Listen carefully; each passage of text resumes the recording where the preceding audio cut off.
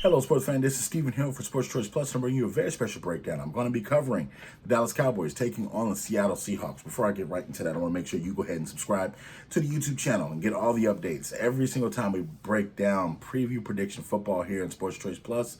Without further ado, we'll get right into that action. The Cowboys last week pulled off the most surprising regular season victory I've ever seen in my life.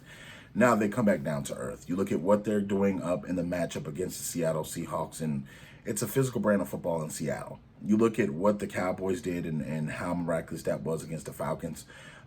When you're coming into a game of this magnitude against a team like the Seahawks, you're looking at possible playoff previews for football. You look at the Dallas Cowboys and what they can do well. They haven't been able to run the football as well as they have in the past.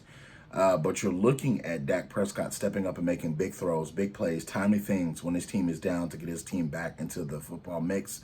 You're looking at Seattle. Russ, what can we say about Russ? He's an MVP caliber quarterback, and he has his team in it almost every single game until the last minute. He's making the big throws. It doesn't matter if it's DK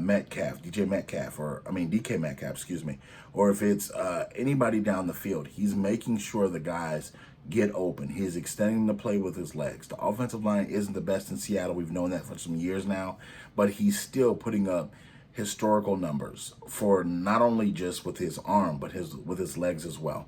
You look at Pete Carroll and the job he's doing with that defense and just how they're able to put pressure on guys.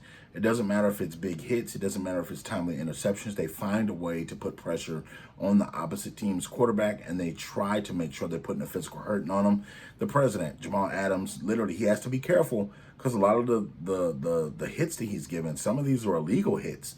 It looks like when he's leading with the crown of his helmet.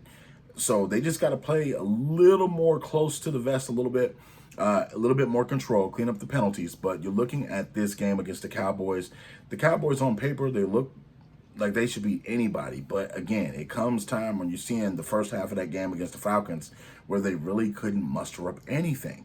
So in this game, I'm going to have to lean on what I know best, and that'll be Seattle. I think Seattle's going to come into this football game. They're not going to take the Cowboys lightly. They're going to come out and play 4 quarters of football. I think Russ is not going to let them fall into a trap game where, a lot of people are saying, oh, the Cowboys are the sexy pick and they're the Super Bowl contender, this, that, and third.